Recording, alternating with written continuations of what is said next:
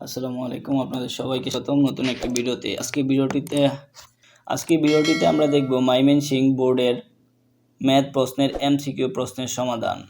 তো চলুন শুরু করা যাক আজকের এই ভিডিওটি। 1 নম্বর প্রশ্ন ছিল log 2 1/4 এর উত্তর হচ্ছে -2। আমরা একটু সলভ করে দেখি।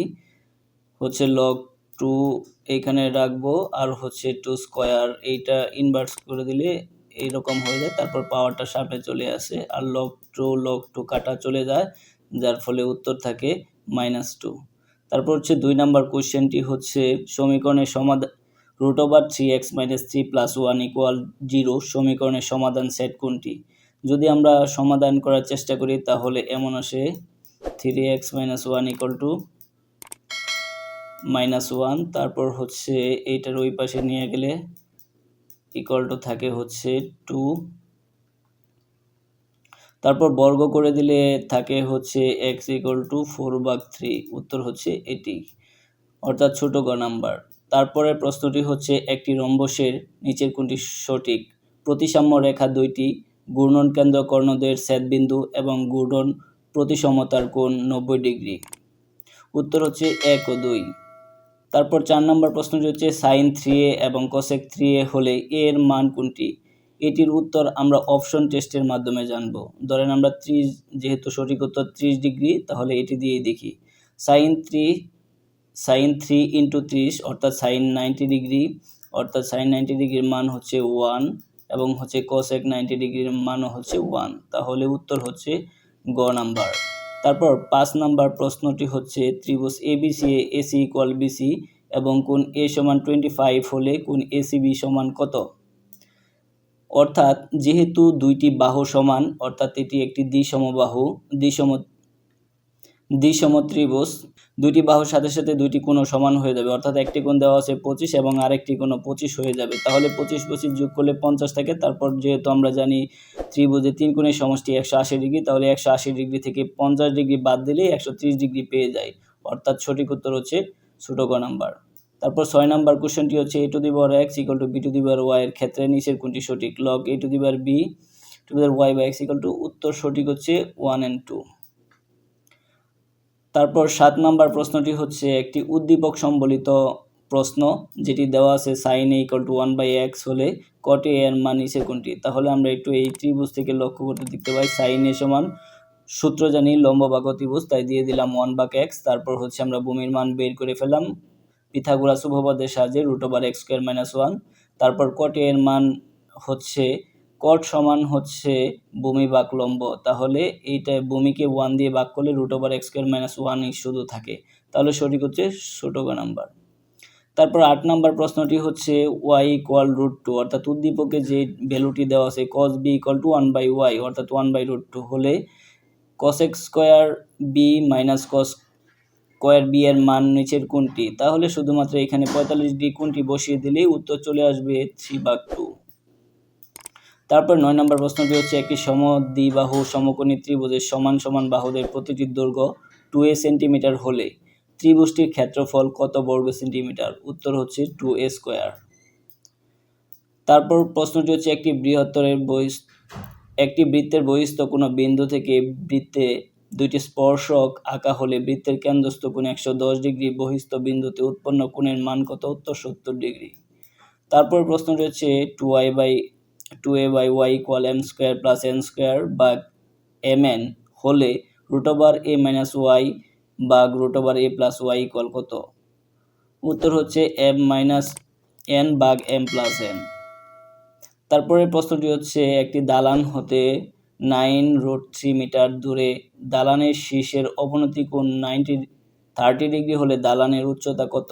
উত্তর হচ্ছে 9 মিটার। তারপরে প্রশ্নটি হচ্ছে 11√2 সেন্টিমিটার ব্যাসের একটি বৃত্তে একটি চতুর্ভুজ অন্তর্লিখিত আছে, বৃত্তটির অর্ধপরিধি কত সেন্টিমিটার? উত্তর হচ্ছে 24.44। তারপরে প্রশ্নটি হচ্ছে অন্তর্লিখিত চতুর্ভুজটি একটি বর্গ হলে নিচের কোনটি সঠিক? কর্ণের দৈর্ঘ্য 11√a সেন্টিমিটার এবং হচ্ছে ক্ষেত্রফল 121 বর্গ সেন্টিমিটার আসবে, অর্থাৎ 1 ও 3 সঠিক। তারপরে প্রশ্নটি হচ্ছে 4 সেন্টিমিটার বাহু বিশিষ্ট সমবাহু ত্রিভুজের উচ্চতা কত সেন্টিমিটার? উত্তর হচ্ছে 2√3। তারপরে প্রশ্নটি হচ্ছে ইংরেজি বর্ণ ও এর ঘূর্ণন কোণ কত? 180 ডিগ্রি। তারপরে 17 নম্বর প্রশ্নটি হচ্ছে উদ্দীপকে দেওয়া আছে প্রথমে n সংখ্যক স্বাভাবিক সংখ্যার ঘনের সমষ্টি 441, নিচের কোনটি সঠিক? অর্থাৎ ক নাম্বারটি সঠিক, 1 + 2 + 3 ... n স্কয়ার ইকুয়াল টু 44 441 চলে আসে। তারপরে প্রশ্নটি হচ্ছে 18 নম্বর, n এর মান নিচের কোনটি? অর্থাৎ n তম পদের মান বের করতে বলছে, এখানে উত্তর চলে আসে হচ্ছে 6। তারপর 19 নম্বর প্রশ্ন হচ্ছে কোন বৃত্তের অধিচাপে অন্তর্লিখিত কোণ কি? উত্তর হচ্ছে সূক্ষ্ম কোণ।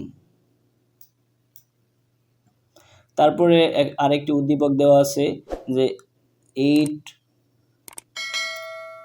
8, 15, 4, 6, 0, 4, 10, 9 উপাত্তগুলোর মধ্যক নির্ণয় করতে বলছে। উপাত্তগুলোর মধ্যক নির্ণয়ের জন্য আমরা প্রথমেই ছোট থেকে বড় অনুযায়ী সাজিয়ে নেব, যেমন 0, 4, 4, 6, 8, 9, 10, 15। তারপর দেখব কোনটি কোনটি মধ্যক। যেহেতু জোড় সংখ্যা তাহলে তিনটি নিলে 6 এবং 8 থেকে যায়, তাহলে এই দুইটার গড়ই হচ্ছে মধ্যক, অর্থাৎ উত্তর হচ্ছে 7।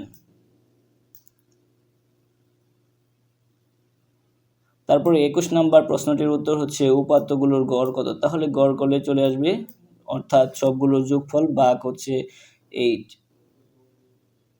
উত্তর হচ্ছে 7 চলে আসে।